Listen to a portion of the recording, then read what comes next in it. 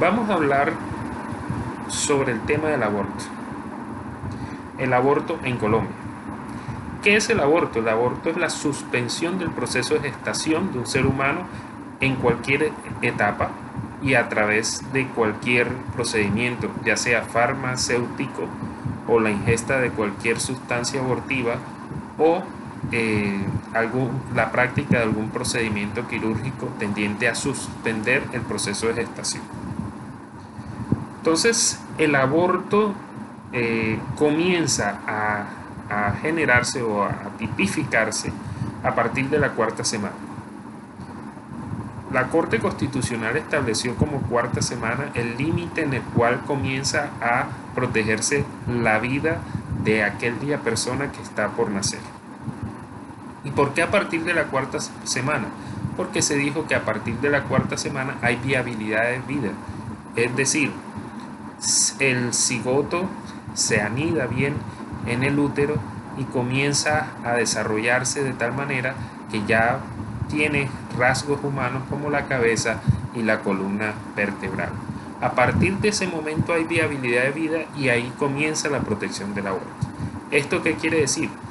Que los métodos anticonceptivos no constituyen un aborto, no constituyen un delito. Y tampoco la pastilla del día después. Es decir, a partir del día después no hay aborto. ¿Por qué? Porque el aborto comienza a tipificarse a partir de la cuarta semana. ¿Y hasta cuándo se protege la vida a través del aborto? Hasta cuando se manifiesta la vida. Y es un derecho penal, es cuando se produce la primera incisión en una cesárea o cuando comienzan los dolores de parto. En esos dos momentos comienza la vida.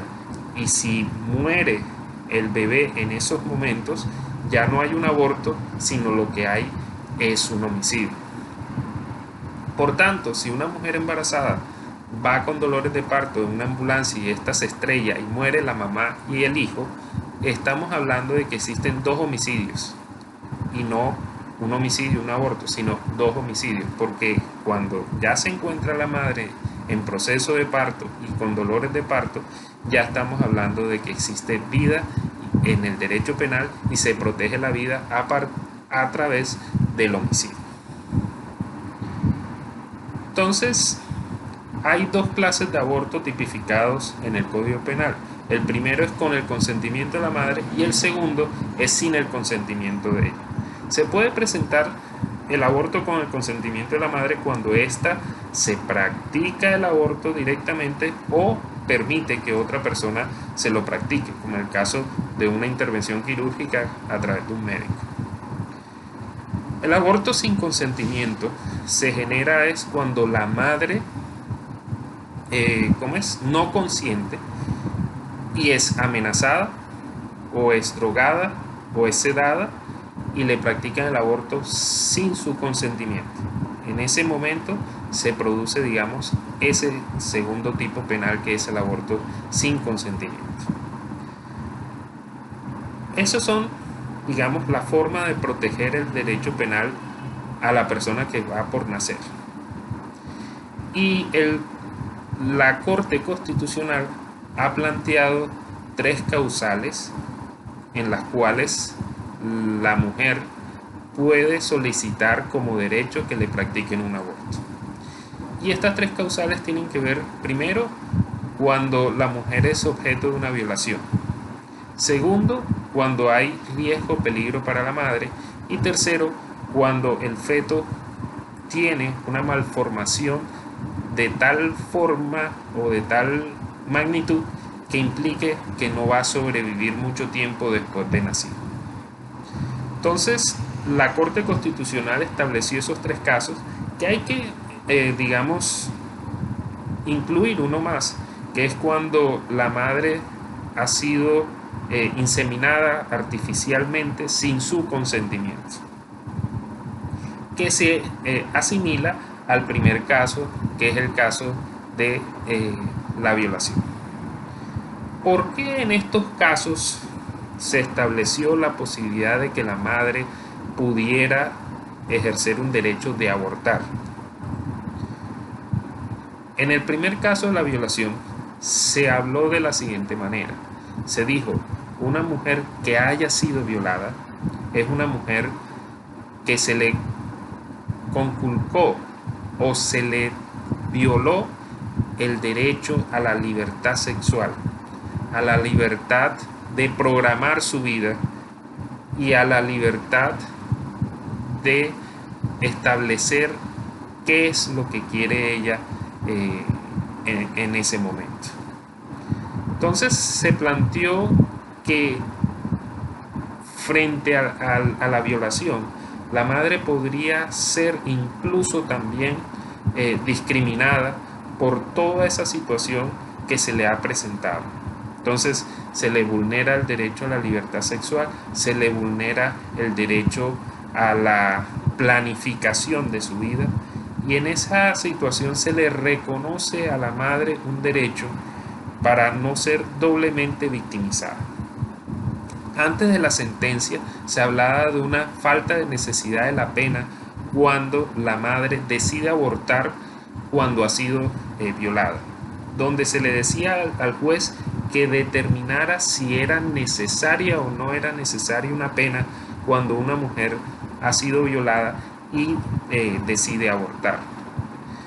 En este caso, la Corte Constitucional ponderó dos derechos: el derecho a la vida digna de la madre y el derecho a la vida del nasciturus.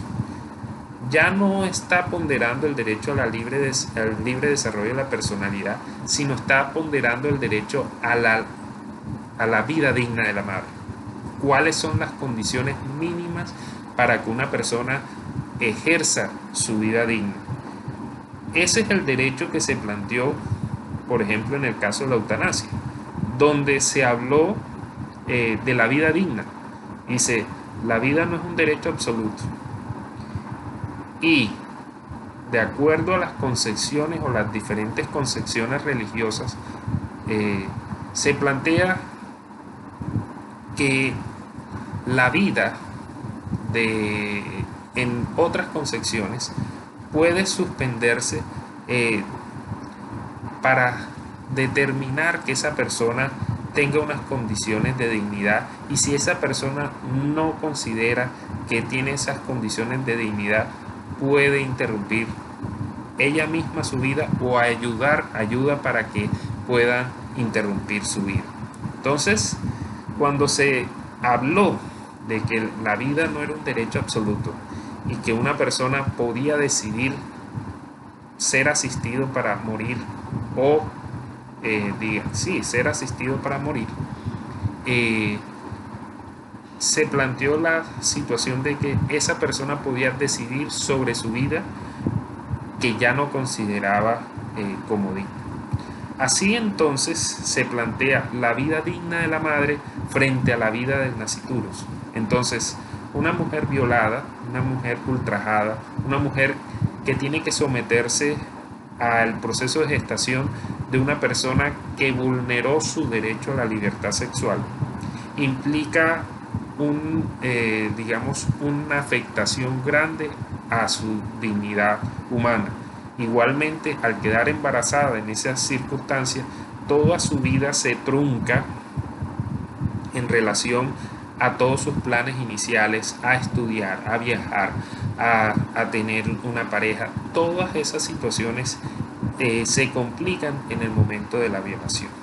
Por lo tanto, el Estado colombiano y el derecho le concede a esta mujer, para que siga teniendo una vida digna, la posibilidad de abortar.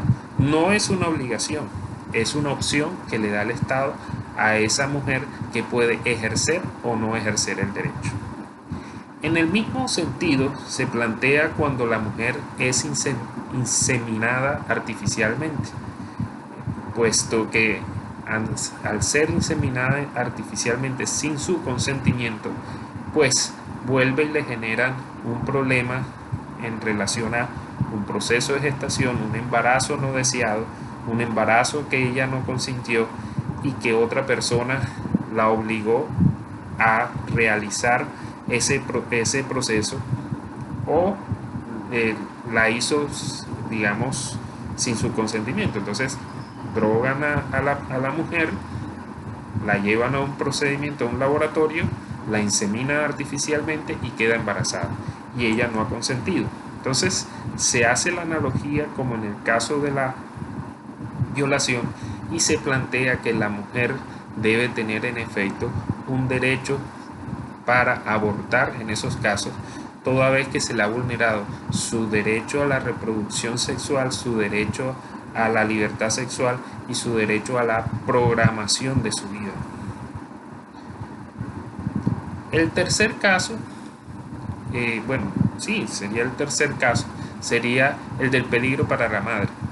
En derecho penal eso siempre se había utilizado como un estado de necesidad, y un estado de necesidad que implicaba que si la madre estaba en peligro, estamos hablando entre la vida de una persona que está por nacer y una vida ya conformada como la de la madre, y en ese orden de ideas se permite que a la madre se le practique un aborto para salvarle la vida.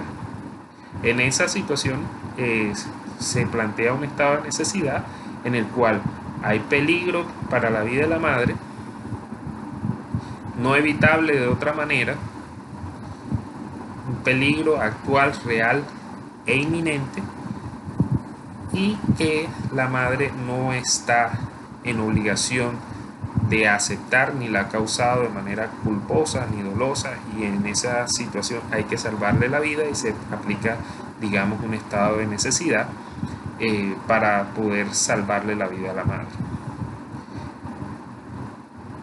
Aquí se presentan también las situaciones de la salud, y la salud no solamente física sino mental, y se ha planteado que en efecto el embarazo puede producir una ansiedad y una situación de sufrimiento para la madre, que si es certificado por un psicólogo o un psiquiatra puede generarse como una de las causales de aborto, en el sentido de que es peligro para la salud mental de la madre. El cuarto elemento o la cuarta circunstancia es cuando existen malformaciones que implican que el feto no va a sobrevivir mucho tiempo después de nacer. Lo que se busca es que los padres no tengan ese sufrimiento y esa agonía de tener que hacer que el niño nazca y después tener toda esa agonía y todo ese sufrimiento que viene después cuando se sabe que el niño no va a sobrevivir.